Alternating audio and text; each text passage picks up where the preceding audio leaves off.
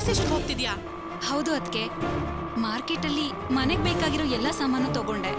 Police station ಹೇಗೋ ಹತ್ರದಲ್ಲೇ ಇದೆಯಲ್ಲ, ಅದಕ್ಕೆ ಹೋಗಿ ವಿಚಾರಿಸ್ಕೊಂಡು ಬರೋಣ ಅಂತ ಹೋಗ್ತಾ ಇದ್ದೀನಿ. ಏನ್ ರಾಣಿ ಇದು? ನೀನ್ ಯಾಕೆ ಪೊಲೀಸ್ ಸ್ಟೇಷನ್ಗೆಲ್ಲ ಅಲ್ಕೊಂಡು ಹೋಗಿದ್ಯಾ? ದೂರ ಏನೂ ಇಲ್ವಲ್ಲ ಅದಕ್ಕೆ, ಇಲ್ಲೇ ಪಕ್ಕದಲ್ಲೇ ತಾನೇ ಇರೋದು.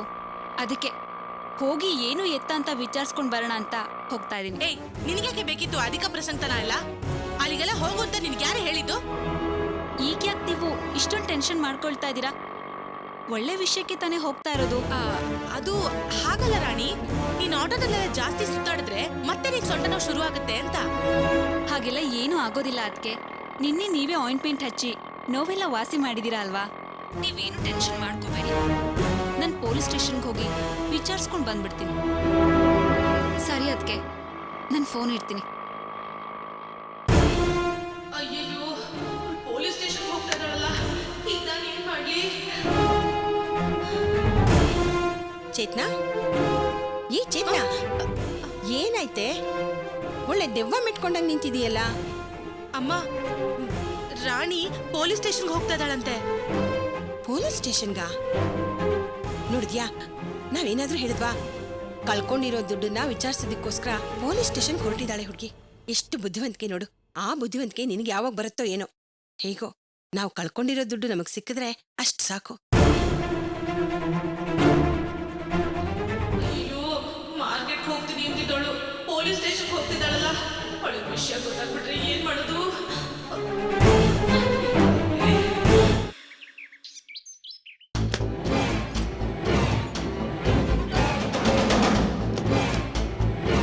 ಅಪ್ಪ, ಅವ್ರಷ್ಟೊತ್ತಿಂದ ಬಂದು ಕಾಯ್ತಾ ಇದ್ದಾರೆ. ನೀವು ನೋಡಿದ್ರೆ ಇಷ್ಟು ತಡ ಮಾಡ್ತಾ ಇದ್ದೀರಾ. ಎಷ್ಟೇ ಆದ್ರೂ ಅವ್ರು ನಮ್ ಬೀಗ್ರು. ಅವ್ರನ್ನ ಈ ರೀತಿ ಕಾಯಿಸೋದು ಚೆನ್ನಾಗಿರಲ್ಲ. ಅದಕ್ಕೆ ಹೇಳ್ತಾ ಇದ್ದೀನಿ. ಕಾಫಿ ತಗೊಳ್ಳಿ ಅಣ್ಣ. ಏನು ಬೇಡ, ಒಂದ್ಸಾರಿ ಕಾಫಿ ಕುಡಿದಕ್ಕೆ ಆದ ಅವಮಾನ ಸಾಕು. ಬೇಡ ಕಾಫಿ. ದುಡ್ಡು ರೆಡಿ ಆಗಿದ್ಯಾ? ಏನು ಲುಕ್ ಕೊಡ್ತಾ ಇದೀಯಾ? ನೀನು ಅವನ್ ಪಿಯೆ ತಾನೆ? ದುಡ್ಡು ರೆಡಿ ಆಗಿದ್ಯಾ? ದುಡ್ಡು ಕೇಳಿದ್ರೆ ಲುಕ್ ಕೊಡ್ತಾ ಇದ್ದಾನೆ. ಏನ ಮರೆಯೋತಿ ಇದು? ಮಾವ, ನೀವು ಸ್ವಲ್ಪ ತಾಳ್ಮೆಯಿಂದ ಇರಿ. ಏನಪ್ಪ, ದುಡ್ಡು ರೆಡಿ ತಾನೆ? ಕೊಟ್ಬಿಡೋಣ ಅಲ್ವಾ? ಹೋಗಿ ಎತ್ಕೊಂಡ್ ಬಾರೆ.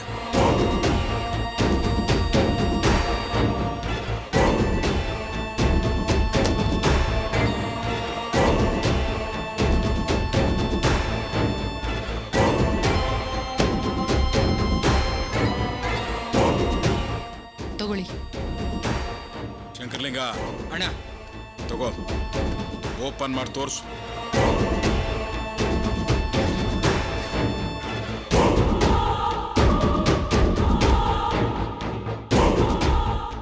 ಅಪ್ಪ, ಈ ದುಡ್ಡನ್ನ ನೀವೇ ನಿಮ್ ಕೈಯಾರೆ ಮಾವನ್ ಕೈ ಕೊಡಿ.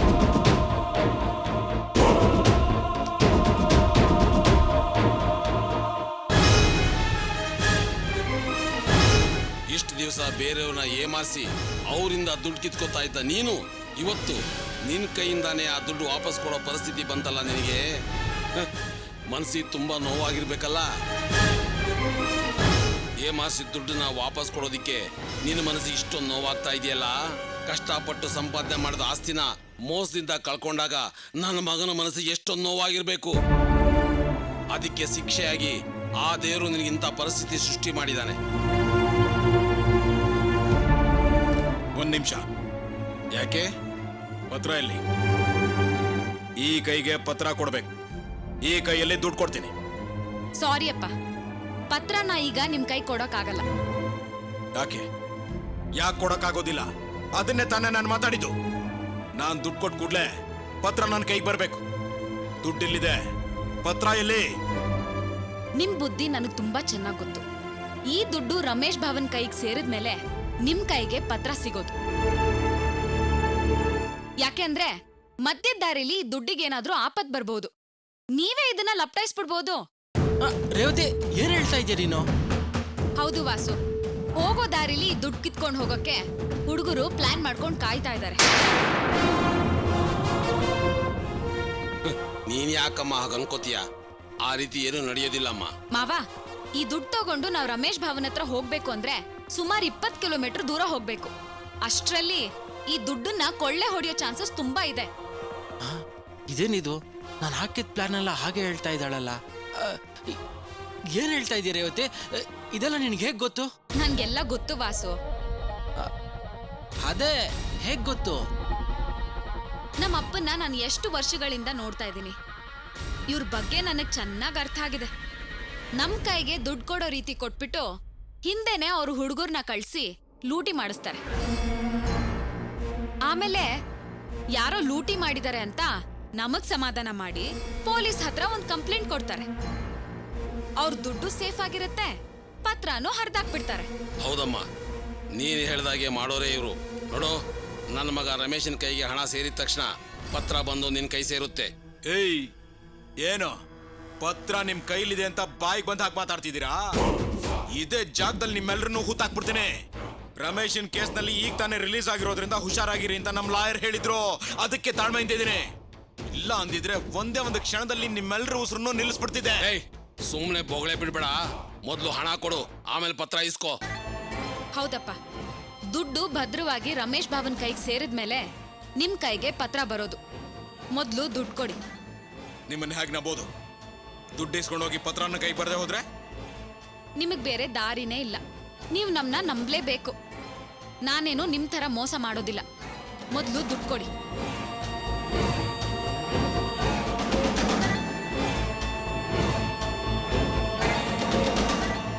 ಅಣ್ಣ, ನೀವೇ ಸ್ವಲ್ಪ ಬಿಟ್ಕೊಡಿ ಅಣ್ಣ. ಸರಿ, ದುಡ್ಡು ಕೊಡ್ತೀನಿ. ಇನ್ನು 1 ಗಂಟೆಯಲ್ಲಿ ಪತ್ರ ನನ್ನ ಕೈಗೆ ಸೇರ್ಬೇಕು. ಇಲ್ಲ ಅಂದ್ರೆ ಮಗಳು ಅಂತ ಕೂಡ ನೋಡೋದಿಲ್ಲ, ಸಾಯಿಸ್ಬಿಡ್ತೀನಿ. ತುಂಬಾ ಸಂತೋಷ. ಸಂತೋಷ ನಿನಗೆ, ನನಗಲ್ಲ. ಈ ದುಡ್ಡು ಇಟ್ಕೊಂಡು ಹೇಗೆ ಬದುಕ್ತಿರೋ ಅಂತ ನಾನು ನೋಡ್ತೀನಿ ಕಣಯ್ಯ. ಅಪ್ಪ, ಕೊಡುವಾಗ ಯಾವಾಗ್ಲೂ ಸಂತೋಷದಿಂದ ಕೊಡ್ಬೇಕು. ಯಾಕೆ ಈ ರೀತಿ ಶಾಪ ಹಾಕ್ತಾ ಇದ್ದೀರಾ? ಅಯ್ಯೋ ಬಿಡಮ್ಮ, ಇವನ್ ಶಾಪ ನನ್ನ ಮಗನಿಗೆ ತಟ್ಟೋದಿಲ್ಲ. ಯಾಕಂದ್ರೆ ನನ್ನ ಮಗ ನ್ಯಾಯವಾಗಿ ಧರ್ಮದಿಂದ ದುಡಿತಾ ಇದ್ದಾನೆ. ಅದಕ್ಕೆ ಆ ದೇವರು ಅವನಿಗೆ ಸೇರ್ಬೇಕಾದ ದುಡ್ಡನ್ನ ನಿಮ್ಮ ಅಪ್ಪನ ಕೈಯಿಂದ ಕೊಡಿಸ್ತಾ ಇರೋದು. ಬನ್ನಿ ಹೋಗೋಣ.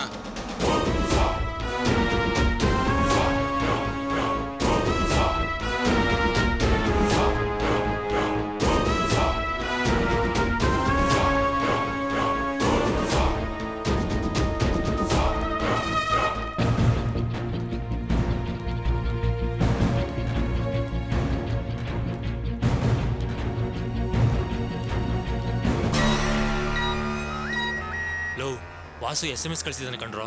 ಈಗ ಅವರು ಹೊರಟಿರ್ಬೇಕು. ಮೆಸೇಜ್ ಓಪನ್ ಮಾಡಿ ನೋಡ.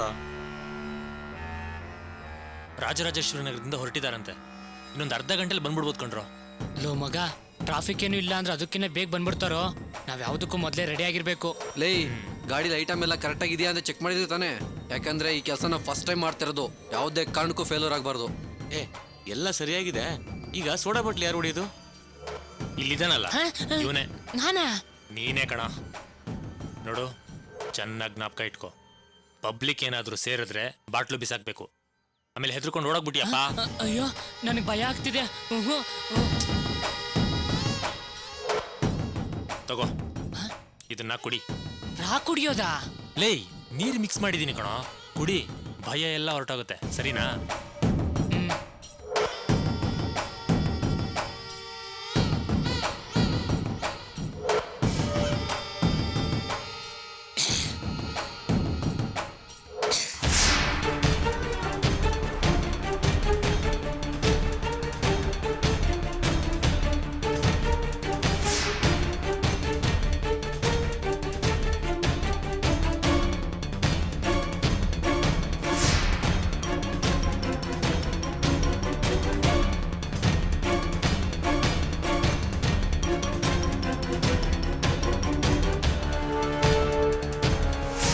ಮೆಸೇಜ್ ಬಂತು ನೋಡು. ಇದು ಹಿಡ್ಕೊಳ್ಳೋ. ತಗೊಳ್ಳೋ. ಲೇ, ಮೈಸೂರು ರೋಡ್ನಲ್ಲಿ ಬರ್ತಿದಾರಂತೆ. ಇನ್ನೊಂದು 15 ನಿಮಿಷದಲ್ಲಿ ಬಂದ್ಬಿಡ್ಬಹುದು. ಎಲ್ರು ಅಲರ್ಟ್ ಆಗಿರೋ. ವಾಸು ಹೇಳಿರೋದೆಲ್ಲ ಚೆನ್ನಾಗಿ ಜ್ಞಾಪಕ ಇದೆ ತಾನೆ. ನಿಮ್ ಕೆಲಸನ ಕರೆಕ್ಟಾಗಿ ಮಾಡಬೇಕು. ಲೇ, ನೀನು ಅಲ್ಲೋಗಿ ನಿಂತ್ಕೋ. ಕಾರು ದೂರದಲ್ಲಿ ಬರ್ತಿದ್ದಾಗೆ ನಮಗೆ ಸಿಗ್ನಲ್ ಮಾಡಬೇಕು, ಸರಿನಾ? ಸರಿ ಕಣ. ನೋಡೋ, ನೀನು ಕಾರ್ ಬರ್ತಿದ್ದಾಗೇನೆ ಕಾರ್ ತಗೊಂಡ್ ಬಂದು ಅಡ್ಡ ನಿಲ್ಸು. ನಾವಿಬ್ರು ಬೈಕಲ್ಲಿ ಬಂದು ಅವ್ರನ್ನ ಡಿಸ್ಟರ್ಬ್ ಮಾಡ್ತೀವಿ, ಓಕೆನಾ? ಓಕೆ ಮಗ. ಸರಿ, ನೀನು ಹೋಗಲ್ಲಿ ನಿಂತ್ಕೋ. ತಗೋ ಮಕ್ಕಿಗೆ. ತಗೊಳ ತಗೊಳ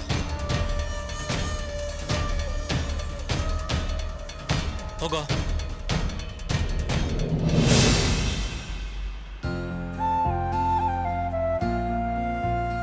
ಯಾವ ನನಗೆ ಎಷ್ಟು ಸಂತೋಷ ಆಗ್ತಿದೆ ಗೊತ್ತಿನೇ ಇವತ್ತು.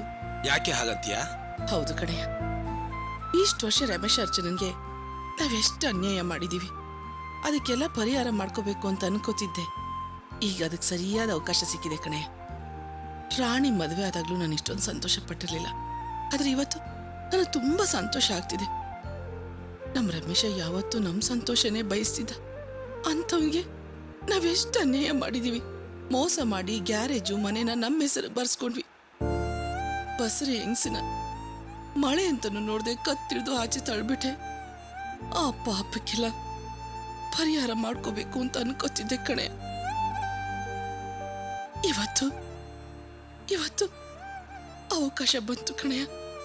ಈ ದುಡ್ಡು ತಗೊಂಡೋಗಿ ಅವ್ರು ಕೊಟ್ಬಿಟ್ರೆ ಅಷ್ಟೇ ಸಾಕು ಕಣೆ.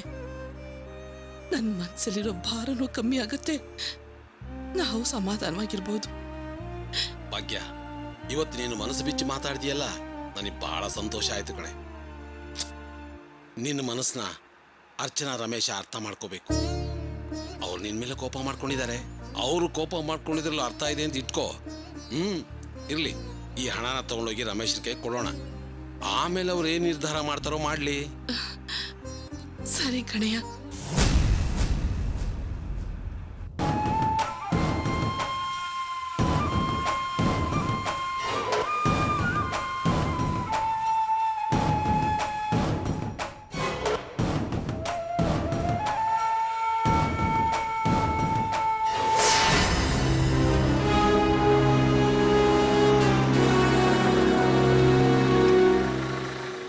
ಯಾಕಪ್ಪ, ಏನಾಯ್ತು?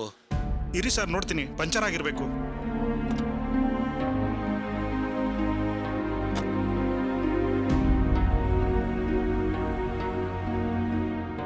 ಸರ್, ಟೈರ್ ಪಂಕ್ಚರ್ ಆಗಿದೆ ಸರ್. ಏನದೆ? ಪಂಚರ್ ಆಗಿದ್ಯಾ? ಹೌದು ಸರ್.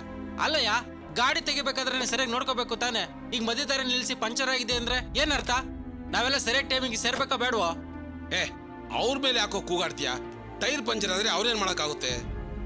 ಹೌದು, ನಾವು ಟೈಮಿಗೆ ಸರಿಯಾಗಿ ಹೋಗಿ ಸೇರ್ಕೋಬೇಕು ಅಂತಿದ್ಯಲ್ಲ, ನಾವು ಹೋಗ್ತಾ ಇರೋದು ರಮೇಶ್ ನೋಡೋಗ್ತಾನೆ. ಅದು ಹಾಗಲ್ಲಪ್ಪ, ಇಷ್ಟೊಂದು ದುಡ್ಡನ್ನ ತಗೊಂಡೋಗ್ತಾ ಇದ್ದೀವಿ, ಸರಿಯಾದ ಟೈಮ್ಗೆ ಸೇರ್ಸ್ಬೇಕು ತಾನೆ. ಸರಿ ಬಿಡು ವಾಸು, ಇವ್ರೆ ಬೇಗ ಸ್ಟೆಪ್ನಿ ಬದಲಾಯಿಸಿ. ಮೇಡಮ್, ಸ್ಟೆಪ್ನಿ ಇಲ್ಲ. ಸ್ಟೆಪ್ನಿ ಇಲ್ವಾ? ಬೆಳಿಗ್ಗೆ ಪಂಚರ್ ಹಾಕ ಕೊಟ್ಟು ಬಂದೆ ಸರ್. ಲೋಕಲ್ ಟ್ರಿಪ್ ಅಲ್ವಾ, ಹೋಗ್ ಬರೋಣ ಅಂತ ಬಂದ್ಬಿಟ್ಟೆ ಸರ್. ಛೇ, ಈಗಂದ್ರೆ ಏನಯ್ಯ ಮಾಡೋದು? ನನ್ನ ಫ್ರೆಂಡ್ಸ್ ಬೇರೆ ಅಲ್ಲಿ ಕಾಯ್ತಾ ಇದ್ದಾರೆ, ಏನಪ್ಪ ಮಾಡೋದು? ಅವನು ಹಾಗೆ ಮಾತಾಡೋದು. ಬೇರೆ ಗಾಡಿನ ಅರೇಂಜ್ಮೆಂಟ್ ಮಾಡೋಕ್ಕಾಗುತ್ತಾ ನೋಡಪ್ಪ. ಸರಿ ಸರ್, ನೋಡ್ತೀನಿ. ಟೈರ್ ಪಂಚರ್ ಆದ್ರೆ ಅವ್ರೇನೋ ಮಾಡೋಕ್ಕಾಗುತ್ತೆ, ಅವ್ರ ಮೇಲೆ ಯಾಕೋ ಕೂಗಾಡ್ತೀಯಾ? ಯಾವ್ದಾದ್ರು ಗಾಡಿ ಬರುತ್ತಾ ನೋಡು, ಲಿಫ್ಟ್ ಕೇಳೋಣ. ಬೇಡ ಮಾವ, ಲಿಫ್ಟ್ ತಗೊಂಡು ಬೇರೆಯವ್ರ ಗಾಡಿಲಿ ಹೋದ್ರೆ ಸೇಫ್ಟಿ ಇರೋದಿಲ್ಲ. ಮೊದ್ಲೇ ನಿಮ್ಮ ಹತ್ರ ದೊಡ್ಡ ಅಮೌಂಟ್ ಬೇರೆ ಇದೆ. ಒಂದ್ ಕೆಲ್ಸ ಮಾಡೋಣ, ಯಾವ್ದಾದ್ರು ಟ್ಯಾಕ್ಸಿ ಕಾಲ್ ಮಾಡಿ ನಾವ್ ಅದ್ರಲ್ಲೇ ಹೋಗೋಣ. ಸರಿ ಕಣಯ್ಯ, ಅವಳು ಹೇಳ್ತಿರೋದುವೆ ಹಂಗೆ ಮಾಡೋಣ. ಫೋನ್ ನಂಬರ್ ಇದೆಯೇನಮ್ಮ? ಅಯ್ಯೋ, ನಾನು ಮಾಡಿದ ಪ್ಲಾನ್ ಪ್ರಕಾರ ಈ ದುಡ್ಡನ್ನೆಲ್ಲ ಲಪ್ರಾಯಿಸ್ಬಿಡೋಣ ಅಂದ್ಕೊಂಡಿದ್ರೆ ನನ್ನ ಪರಿಸ್ಥಿತಿ ಈಗಾಗೋಯ್ತಲ್ಲಪ್ಪ.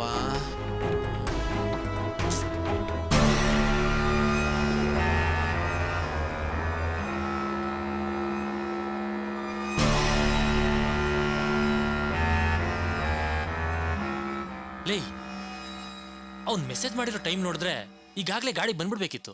ಏನು ಇಷ್ಟೊತ್ತಾದ್ರೂ ಗಾಡಿ ಬಂದಿಲ್ಲ? ಏನಾಗಿರ್ಬಹುದು? ಲೈ, ವಾಸು ಕಾಲ್ ಮಾಡಿ ನೋಡ. ಲೈ, ನಿನ್ಗೇನು ಪ್ರಜ್ಞೆ ಇದೆಯೇನೋ? ಜೊತೆಲೆ ಅವ್ರ ಅಪ್ಪ ಅವ್ರ ಅಮ್ಮ ಎಲ್ಲ ಇರ್ತಾರೆ. ವಾಸು ಹೇಳಿಲ್ವೇನೋ ಫೋನ್ ಮಾಡಬೇಡ ಅಂತ? ಅವನೇ ಮೆಸೇಜ್ ಮಾಡ್ತಾನೇನೋ, ನೋಡೋಣ ಇರು.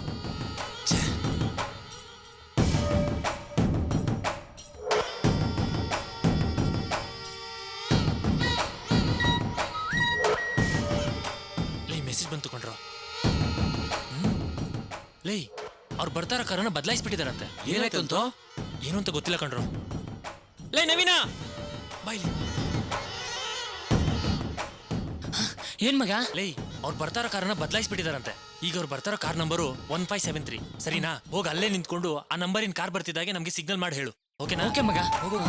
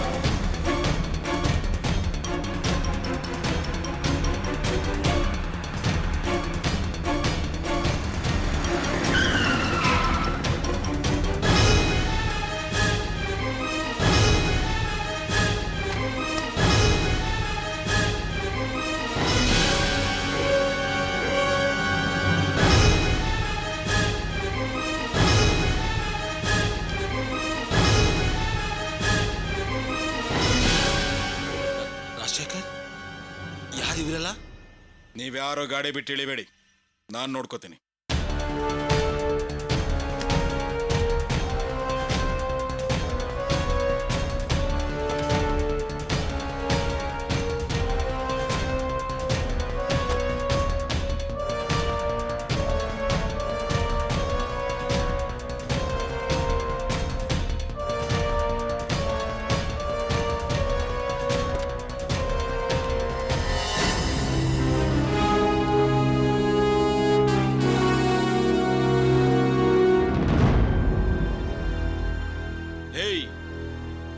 ನನ್ನ ಕಾರ್ನ ಅಡ್ಡ ಹಾಕಿ ನಿಲ್ಸೋಕೆ ಎಷ್ಟೋ ಧೈರ್ಯ ನಿಮಗೆ?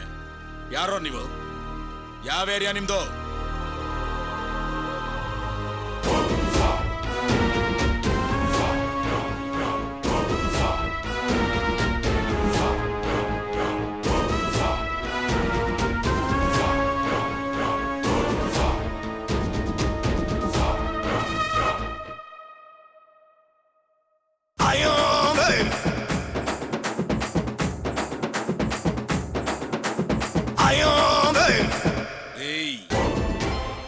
ನಾನು ಯಾರು ಗೊತ್ತೇನ್ರೋ?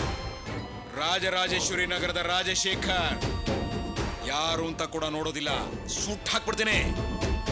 ಹೇಳ್ರೋ, ಯಾರು ನೀವೆಲ್ಲ? ಬಾಟ್ಲು ಬೀಸೋ, ಬಾಟ್ಲು ಬೀಸೋ. ಫಸ್ಟು ನೀನು ಬೀಸು, ಪಬ್ಲಿಕ್ ಬಂದ್ರೆ ಮಾತ್ರ ನಾನು ಬೀಸೋದು.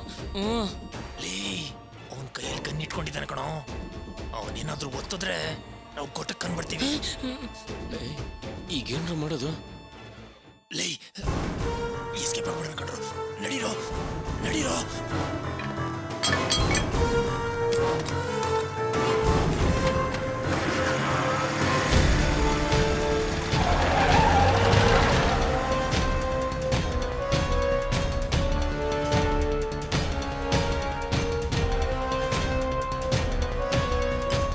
ಕೊನ್ನಿ ನನ್ನ ಮಕ್ಕಳು.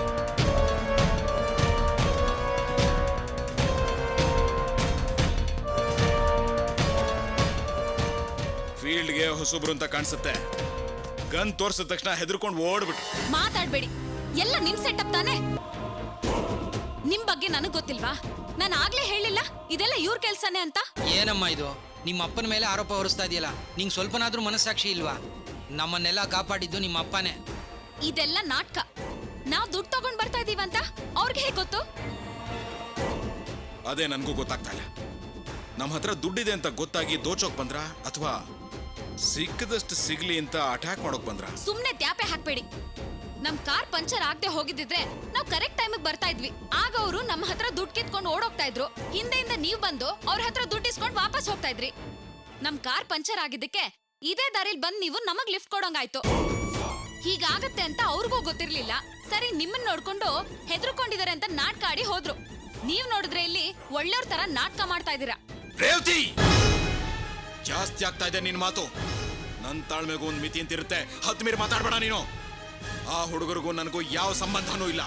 ಇಷ್ಟಕ್ಕೂ ನಾನೇ ಕೊಟ್ಟಿರೋ ದುಡ್ಡನ್ನ ನಾನೇ ಯಾಕೆ ಕಿತ್ಕೋಬೇಕು?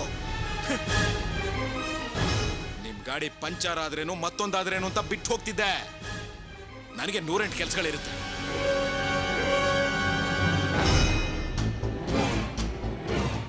ನನಗೆ ಯಾಕೋ ಇದು ನಿನ್ ಗಂಡನ ಕೆಲ್ಸನೇ ಅಂತ ಅನುಮಾನ ಬರ್ತಿದೆ.